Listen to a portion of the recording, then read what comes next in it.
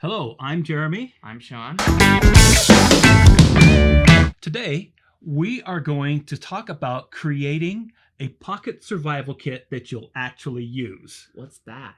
Well, actually, the story begins quite a while ago. In the early 2000s, when I was running a program where we would take young adults overseas to a developing country, and part of our training for that was doing some basic kind of survival stuff. And so we had everyone kind of put together a survival kit that they could just fit in their pocket, so that if they were lost, because things happen, sometimes you can be alone, you have some basic stuff to survive with. It was, pocket-sized thing, as in a little box that you could kind of take with you wherever you want. It would just fit in your pocket. So it wasn't meant to be a full-blown thing, but just something that you would take with you. So that's basically what I started off with this. But the kits that we made were loosely based on the SAS Survival Guide. And, while that was really cool, I mean, we could start fires. Yay, fire. We could treat water. Water's nice. And even catch fish if we wanted. I carried mine around for several years and I never opened it. It was because I kind of left it kind of around, and there was really nothing in there that was kind of something I would just take with me every day, or I could use every day. I mean, it seems like a really cool idea, right? Mm-hmm. Like you got something in a nice little box like this, and you carry it around with you. You've got anything you need for when you get to where you're going to get.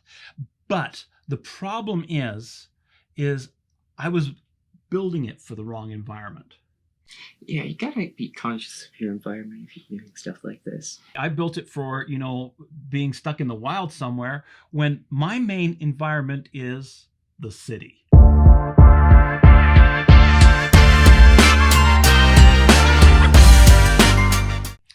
Yeah. If I lock myself out of the house, I'm not going to want to start a fire on the front doorstep, because there's a whole host of reasons why that's not a good idea.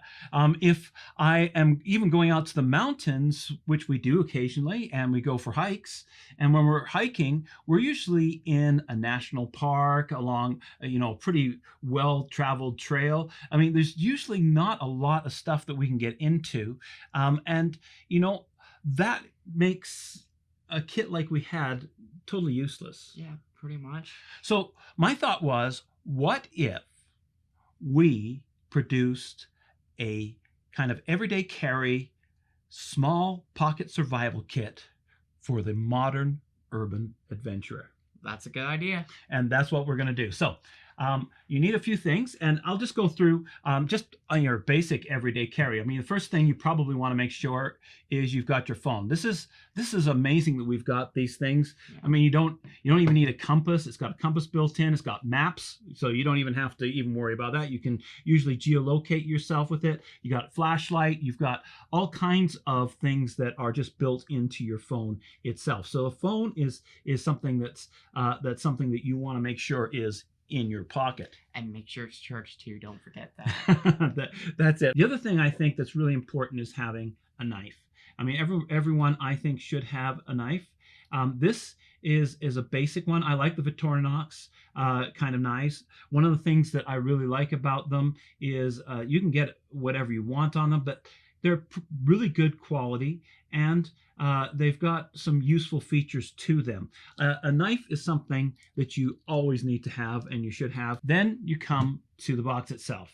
So what we're using is, an old mint box. I got this one at the dollar store, and so any kind of box like that size will actually do. As you can see, there's lots of space on the inside for putting stuff. And so what I like about these is they fit in your pocket, right? Most pockets. Most pockets. I mean, you can get some other ones that are larger, but in my opinion, you don't want to have something too bulky in your pocket. Yeah.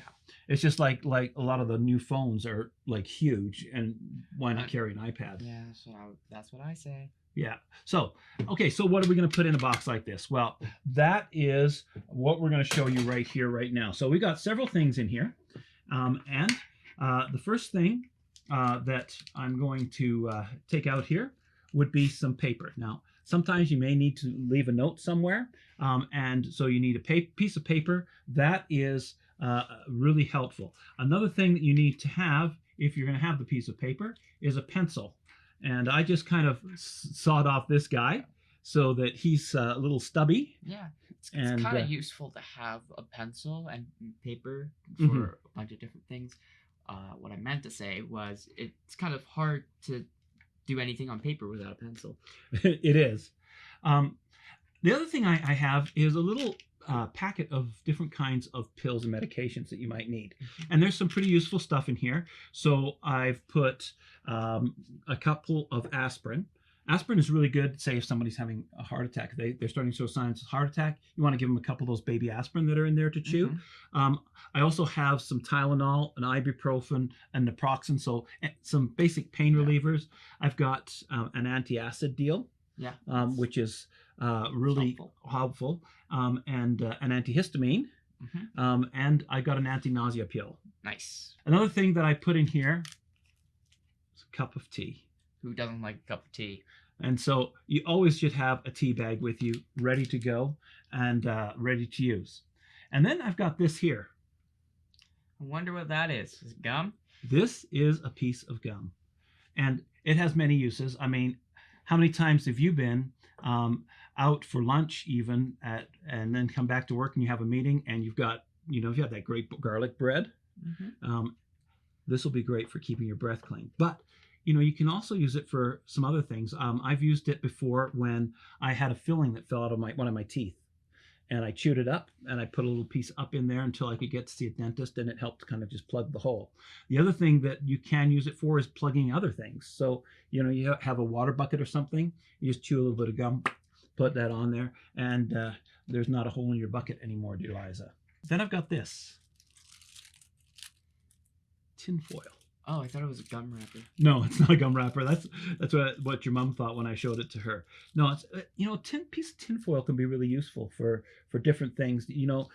Whatever you need. I mean, at very worst, you can make a tinfoil hat out of it if you suspect that you're being Abducted by aliens. Exactly. So it's something that's very useful. In that aspect, but there's other things you can use it for. What's nice about it, it's kind of moldable, so you can fit it into different things. You can build things out of it. You can prop things up with it. So I really like it. And then this, of course, Springy. That's for killing any giants that may be in your way. No, but a rubber band. I mean, it's quite often handy to have a rubber band with you when you're out there. And then Q-tips. Sometimes you got a little thing that you just got to clean, and having a Q-tip around is just one of those perfect things to actually have. This is great. This little package here. Have you seen one of these before? No. Oh, is it thread? Yeah. So I've got some black thread, because I think black thread is something you can use almost universally. I mean, even if you're wearing a white shirt and you have to sew a button on or something, you still have a black thread. And it looks okay, right? It doesn't look perfect, obviously, but it might look like you're trying to make a fashion statement. So you might want to do that. So I've got enough thread to do a couple of buttons here or to fix something else. Plus, I've got a needle that I've stuck through the middle. And then on the other side, a lot of times we put string in these, but I actually put dental floss because it's a little bit more versatile. You can use it for several different things. More malleable. Yeah, and it also is waxed, so that wax makes it kind of stick on some things a little bit. And the other thing that's really kind of cool about it, it has a nice minty flavor. Oh, of course. So it kind of leaves your kit smelling nice and minty. I think the old ones, we had fishing bait in them, so you'd open them up, old dried fishing bait, and you'd open them up and they'd smell horrible. It was just You nasty. totally need those fishing baits in the city. They are very helpful. I'm joking, by the way. Another thing that you need in your kit that's really good is some safety pins. Safety first. Safety first. Pin it up second, and a couple of paper clips. Again, these things can come in useful for all kinds of things that you meet in the day. And then a few wooden toothpicks, because not just because you might want to pick your teeth, but you can use them for all kinds of things. Let's say you come across a door hinge that's sort of coming off because the screws are loose. You can take a couple of these and stick them, fill the hole up with those, and then it kind of gives some wood for it to kind of bite Yeah. into. So We've done that before. yeah, we have. And then I've got a few of these alcohol wipes. So if you've got an injury, you can clean it out right away. Or if you've got a sliver, you can just take and clean the needle off here that we've got, and then use that to put the to take the sliver out. So that works really well. That is vital. Okay. Next thing I've got in here are Band-Aids. Yeah. They are all-purpose. They are. And you know what? This is probably the thing I use the most out of here, out of the kit, because I have to keep replenishing them because you get little cuts and little nicks throughout the day. I actually got two kinds in here. One of the reasons is this is the cloth kind, and I know that my dad and my sister are both allergic to the cloth kind, so I've got the plastic kind as well. If you ever have somebody who has a bit of a gaping wound, and you need to plug that hole, or you need to kind of tie that together, I've got a couple of butterfly tapes right here. And then last but not least, and most Box. people don't notice this at all in the box, and I bet you can't tell me what the difference is here. What do you mean? On the top, I the have duct tape. a piece of duct tape. I see that now. And you know, duct tape you can use for anything and anywhere. So that's basically what I've got in my everyday carry box for me while I'm in the city. Now, obviously, if we were going on a long hike or something like that, we'd take some other stuff with us, and maybe we'll do another video on those kind of things on another day. But you know, I find just having those little things are really helpful.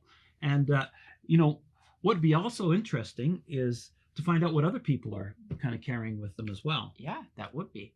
So if you've got something that you carry around in your pocket all the time, maybe write that in the comments, or maybe if you feel like we missed something, that would be something you could write in the comments as well.